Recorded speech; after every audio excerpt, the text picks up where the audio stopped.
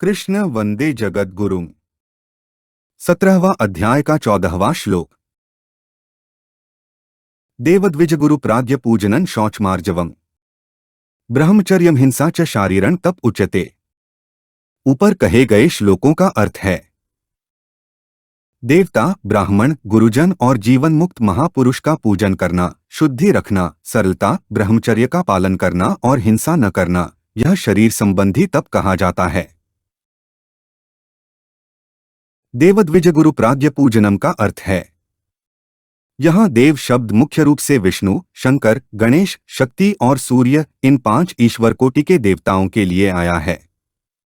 इन पांचों में जो अपना इष्ट है, जिस पर अधिक श्रद्धा है, उसका निष्काम भाव से पूजन करना चाहिए। 12 आदित्य, 8 वसु, 11 रुद्र और 2 अश्विनी कुमार, ये 33 शास्त्रोक्त देवता भी देव शब्द के अंतर्गत आते हैं। यज्ञ, तीर्थ, व्रत आदि में, दीपमालिका आदि विशेष पर्वों में और जातकर्म, चूड़ाकर्म, यज्ञोपवीत, विवाह आदि संस्कारों के समय जिन देवताओं के पूजन का शास्त्रों में विधान आता है, उन सब देवताओं को भी देव शब्द के अंतर्गत मानना चाहिए। इन देवताओं का यथावसर पूजन करने के लिए शास्त्रों की आज्ञा है। अतः हमें तो केवल शास्त्र मर्यादा को सुरक्षित रखने के लिए अपना कर्तव्य समझकर निष्काम भाव से इनका पूजन करना है। ऐसे भाव से इन देवताओं का भी यथावसर पूजन करना चाहिए। तात्पर्य है कि शास्त्रों ने जिन जिन तिथि, वार, नक्षत्र आदि के दिन जिन जिन देवताओं का पूजन करने का विधान बताया है, उनोन तिथि आदि के दिन उनोन देवताओं का पूजन करना चाहिए। द्विज शब्द ब्राह्मण, क्षत्रिय और वैश्य इन तीनों का वाचक है, परंतु यहाँ पूजन का विषय होने से इसे केवल ब्राह्मण का ही वाचक समझना चाहिए, क्षत्रिय और वैश्य का नहीं। जिनसे हमें शिक्षा प्राप्त होती है, ऐसे हमारे माता पिता, बड़े बूढ़े, कुल के आचार्य, पढ़ाने वाले अध्यापक और आश्रम, अवस्था, विद्या आदि में जो हमारे से बड़े हैं, उन सभी को गुरु शब्द के अंतर्गत समझना चाहिए। द्विज यानी कि ब्राह्मण एवं अपने माता पिता, आचार्य आदि गुरुजनों की आज्ञा का पालन करना, उनकी सेवा करना और उनकी प्रसन्नता प्राप्त करना तथा पत्र पुष्प, आरती आदि से उनकी पूजा करना, यह सब उनका पूजन है। यहाँ प्राज्ञ शब्द जीवन मुक्त महापुरुष के लिए आया है। यदि वह वर्ण और आश्रम में ऊंचा होता तो द्विज पद में आ जाता, और यदि शरीर के संबंध में यानी कि जन्म और विद्या से बड़ा होता तो गुरु पद में आ जाता। इसलिए जो वर्ण और आश्रम में ऊंचा नहीं है एवं जिसके साथ गुरु का संबंध भी नहीं है, ऐसे तत्वज्ञ महापुरुष को यहाँ प्राज्ञ कहा गया है। ऐसे जीवन मुक्त महापुरुष के वचनों का, सिद्धांतों का आदर करते हुए उनके अनुसार अपना जीवन बनाना ही वास्तव में उसका पूजन है। वास्तव में देखा जाए तो द्विज और गुरु तो सांसारिक दृष्टि से आदरणीय हैं, पूजनीय हैं, परंतु प्राज्ञ यानी कि जीवन मुक्त तो आध्यात्मिक दृष्टि से आदरणीय, पूजनीय है। अतः जीवन मुक्त का हृदय से आदर करना चाहिए, क्योंकि केवल बाहरी यानी कि बाह्य दृष्टि से आदर ही आदर नहीं है, प्रत्युत हृदय का आदर ही वास्तविक आदर है, पूजन है। शौचम का अर्थ है जल, मृत्तिका आदि से शरीर को पवित्र बनाने का नाम शौच है। शारीरिक शुद्धि से अंतःकरण की शुद्धि होती है। शौच से अपने शरीर में घृणा होगी कि हम इस शरीर को रात दिन इतना साफ करते हैं, फिर भी इससे मल, मूत्र, पसीना, नाक का कफ, आँख और कान की मैल, लार, थूक आदि निकलते ही रहते हैं। यह शरीर हड्डी, मांस, मज्जा आदि घृणित यानी कि अपवित्र चीजों का बना हुआ है। इस हड्डी मांस के थैले में तोला भर भी कोई शुद्ध, पवित्र, निर्मल और सुगंधयुक्त वस्तु नहीं है। यह केवल गंदगी का पात्र है। इसमें कोरी मलिनता ही मलिनता भरी पड़ी है। यह केवल मलमूत्र पैदा करने की एक फैक्ट्री है, मशीन है। इस प्रकार शरीर की अशुद्धि, मलिनता का ज्ञान होने से मनुष्य शरीर से ऊंचा उठ जाता है। शरीर से ऊंचा उठने पर उसको वर्ण, आश्रम, अवस्था आदि को लेकर अपने में बड़प्पन का अभिमान नहीं होता। इन्हीं बातों के लिए शौच रखा जाता है। आजकल प्रायः लोग कहते हैं कि जो शौचाचार रखते हैं वे तो दूसरों का अपमान करते हैं, दूसरों से घृणा करते हैं। उनका ऐसे कहना बिल्कुल गलत है, क्योंकि शौच का फल यह नहीं बताया गया कि तुम दूसरों का तिरस्कार करो, प्रत्युत यह बताया गया कि इससे दूसरों के साथ संसर्ग नहीं होगा, परैर संसर्ग है। तात्पर्य है कि शरीर मात्र से ग्लानि हो जाएगी कि ये सब पुतले ऐसे ही अशुद्ध हैं। जैसे मिट्टी के ढेले को जल से धोते चले जाए तो अंत में वह सब गलकर समाप्त हो जाएगा, पर उसमें मिट्टी के सिवाय कोई बढ़िया चीज नहीं मिलेगी। ऐसे ही शरीर को कितना ही शुद्ध करते रहें पर वह कभी शुद्ध होगा नहीं, क्योंकि इसके मूल में ही अशुद्धि है।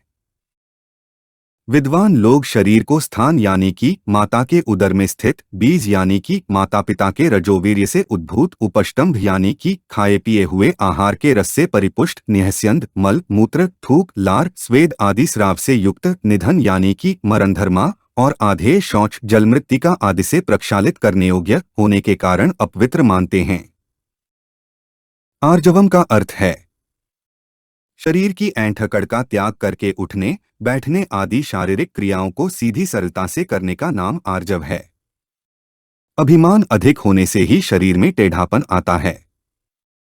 अतः जो अपना कल्याण चाहता है ऐसे साधक को अपने में अभिमान नहीं रखना चाहिए। निर्भिमानता होने से शरीर में और शरीर की चलने उठने बैठने बोलने देखने आदि सभी क्रियाओं में स्वाभाविक ही सरलता आ जाती है, जो आर्जव है।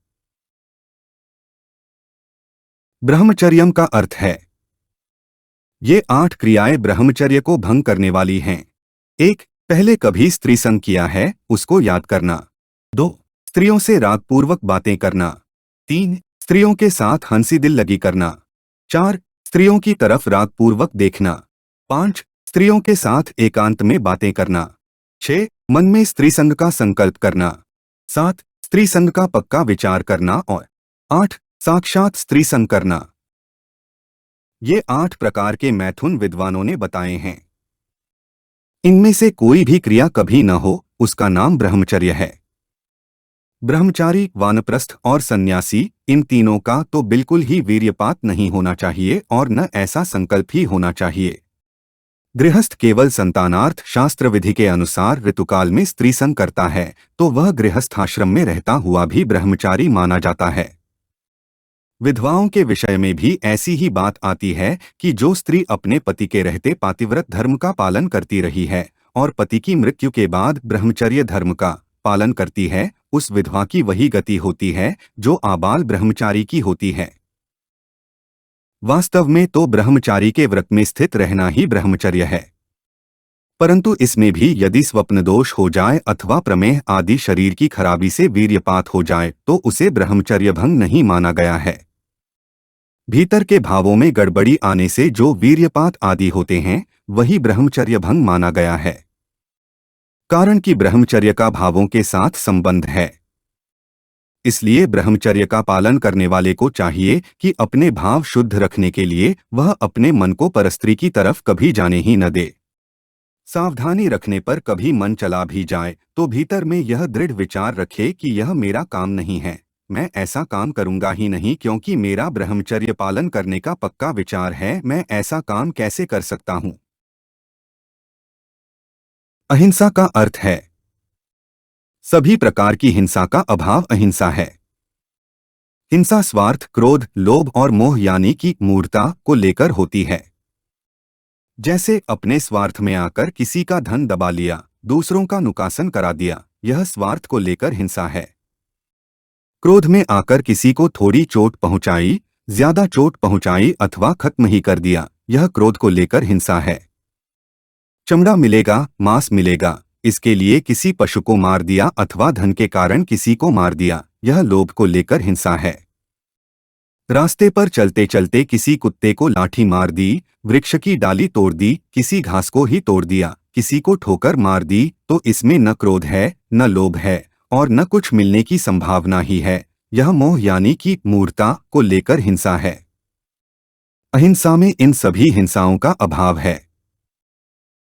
शारीरण तप उच्यते का अर्थ है देव आदि का पूजन, शौच आर्जव ब्रह्मचर्य और अहिंसा, यह 5 प्रकार का शारीरिक तप कहा गया है। इस शारीरिक तप में तीर्थ व्रत संयम आदि भी ले लेने चाहिए।